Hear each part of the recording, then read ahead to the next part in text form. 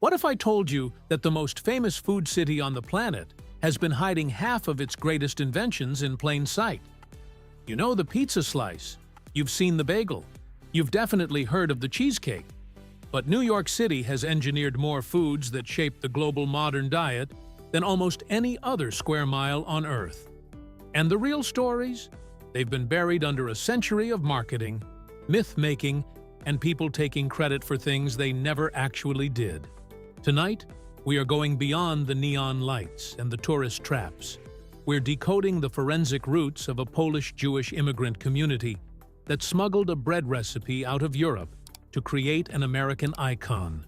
We're tracing the footsteps of a chef in the Catskills who threw together a dessert from leftover scraps and accidentally created a global template. We're following a Bangladeshi immigrant who revolutionized the very concept of American street food from a single sidewalk cart. 10 foods, 5 legends you think you know, and 5 secrets you definitely don't. This is one city that never stops inventing, and this is the Origine plate. Let's decode the concrete jungle.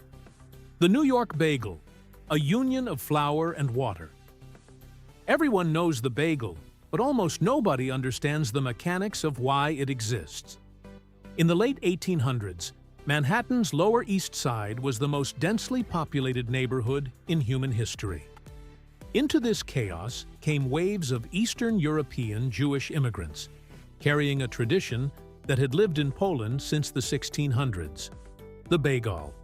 The forensic secret of the bagel isn't the flour, it's the boiling. By dropping the ring of dough into boiling water before it hits the oven, the baker pre-gelatinizes the exterior starch.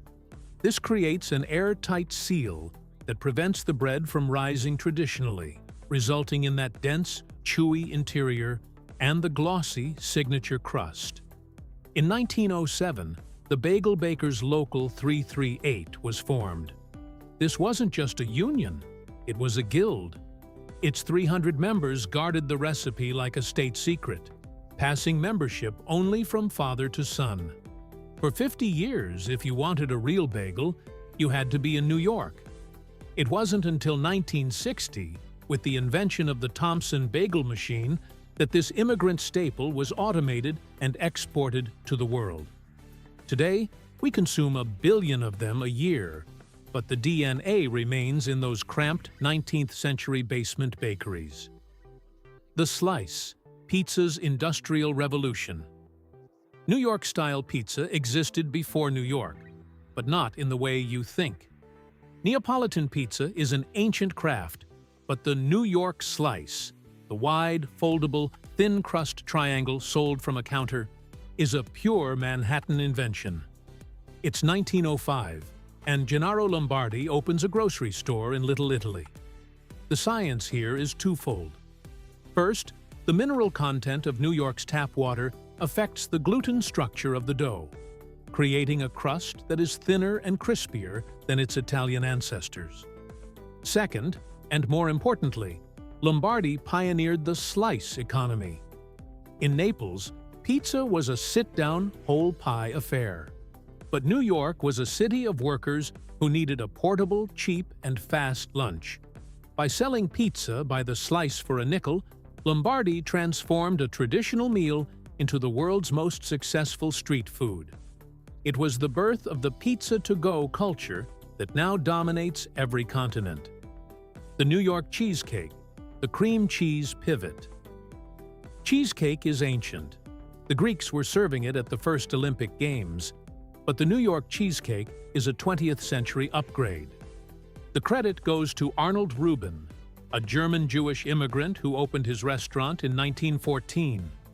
The forensic shift happened when Reuben experimented with cream cheese, a specifically American product developed in New York in 1872, to replace the lighter ricotta or farmer's cheese used in Europe. The result was a pleasant brick, a dessert so dense, rich, and stable that it could be sliced with surgical precision. It was an industrial-strength dessert for an industrial-strength city. Juniors in Brooklyn eventually turned this recipe into an institution in 1950, and today, that heavy cream cheese-based formula is the global standard for what cheesecake is supposed to be. The potato chip, a dish served cold and salty. This is where New York history gets surprising. It's 1853 at Moon's Lake House in Saratoga Springs. George Crumb, a chef of African American and Native American descent, is dealing with a difficult customer, allegedly the tycoon Cornelius Vanderbilt. The guest keeps sending back his fried potatoes, complaining they are too thick and soggy. Crumb, in a fit of culinary spite, decides to play a prank. He slices the potatoes paper-thin, fries them until they are brittle, and douses them in salt, thinking they will be impossible to eat with a fork. It was an act of revenge that backfired into a billion-dollar industry. The guest loved them. Known originally as Saratoga chips, they became a national sensation. Crumb, the man who invented the $40 billion a year snack industry, was largely erased from the history books, but the crunch heard round the world started in his kitchen. Eggs Benedict, the hangover cure. The most debated brunch dish in the world is a New York he said, she said mystery. One claim traces back to 1894, when Lemuel Benedict, a hungover Wall Street stockbroker, walked into the Waldorf Hotel and ordered a bizarre combination of buttered toast, poached eggs, bacon, and a pitcher of hollandaise sauce as a remedy for his morning-after fog. The second claim comes from Mrs. Legrand Benedict, a regular at Delmonico's, who challenged the chef to create something new. Whether it was a hangover cure or a bored socialite's request, the result was the same: the elevation of the poached egg into high society art. It defined the very concept of brunch, a meal that didn't exist in the American lexicon until New York hotels began serving these rich, hollandaise-smothered muffins to the elite. The halal cart, the new street standard. This invention didn't come from a white tablecloth restaurant. It came from a single sidewalk cart on 53rd and 6th. In 1990, Egyptian immigrant Mohammed Abu El-Anian realized that Muslim cab drivers in Midtown had no quick access to halal food during their long shifts. He didn't just sell food, he invented a category. The chicken over rice plate, turmeric yellow rice, grilled meat, and the mysterious white sauce is not traditional Egyptian food. It is a New York original. It's a high-calorie, high-flavor fusion designed for the speed of Manhattan. By the early 2000s, the halal guys had lines stretching around the block at 2 a.m., creating a franchise empire and a flavor profile that has been replicated by thousands of independent vendors across the globe. The Reuben sandwich, the deli masterpiece. While Omaha, Nebraska, tries to claim this one, the forensic weight of history leans toward New York's Jewish deli culture. The story goes back to Arnold Reuben, again, in 1914. Late at night, a starving actress named Annette Selos walked into his deli. Reuben raided the fridge, piling corned beef, sauerkraut, Swiss cheese, and Russian dressing onto rye bread before grilling it. The Reuben is a masterclass in flavor balance. The salt of the beef, the acid of the sauerkraut, the fat of the cheese, and the sweetness of the dressing. It is the architectural pinnacle of the New York deli, a culture that turned the sandwich from a snack into a legendary meal. Katz's Delicatessen on Houston Street remains the temple where this tradition is preserved, serving a version of history you can taste. Thousand Island dressing, from the river to the Waldorf. The name tells you exactly where it's from, but not how it got to your plate. The Thousand Islands is an archipelago in upstate New York. In the early 1900s, Sophia Lalonde, the wife of a local fishing guide, created a shore dinner condiment for her husband's wealthy clients. One guest, a famous actress, was so obsessed with the dressing that she brought the recipe back to George Bolt, the owner of the Waldorf Astoria. Bolt put it on the menu, and his maitre d' named it after the region of its birth. From the tables of New York's elite, it spread to every salad bar in America. It is a rare example of a folk recipe being polished by New York high society and turned into a global staple. The New York hot dog, the roll that changed everything. The sausage was German, but the hot dog is a New York survival story. In 1867, Charles Feltman, a German immigrant on Coney Island, needed a way to sell hot sausages to beachgoers without using expensive plates or silverware. His solution? A long, soft roll.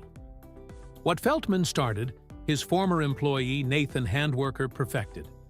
Nathan's Famous opened in 1916, selling hot dogs for 5 cents, half the price of his competitors. He made the hot dog accessible to the working class, turning it into the people's food. Today, there are 20,000 licensed carts in the city, still using the same formula: a natural casing, frank, onion sauce, and a steamed bun. It is the ultimate New York efficiency. The Waldorf salad, the 3-ingredient legend. We end at the Waldorf Astoria in 1896. Oscar Cherky, the legendary maitre d', needed a simple salad for a charity ball. He grabbed 3 things: apples, celery, and mayonnaise. No walnuts. Those were added decades later. The Waldorf salad became a sensation because it was the first modern American salad to move away from heavy, cooked vegetables toward something fresh and crisp. It was published in the Fanny Farmer Cookbook, the most influential culinary guide of its time, ensuring that Oscar's improvised ball dish would eventually be served at every church, potluck, and holiday dinner in the country for the next 125 years. New York City doesn't just eat, it iterates. It takes the traditions of 1,000 different cultures, strips them down to their forensic essentials, and rebuilds them to fit the speed, the water, and the hunger of a city that never sleeps. From a chef's act of revenge in Saratoga to a cab driver's lunch in Midtown, these aren't just recipes. They are the blueprints of modern American life. The next time you fold a slice of pizza or bite into a crispy potato chip, remember that you aren't just eating food. You're eating a century of New York ingenuity. The truth is always deeper than the surface. This has been the Origin Plate. Stay curious and stay hungry for the facts.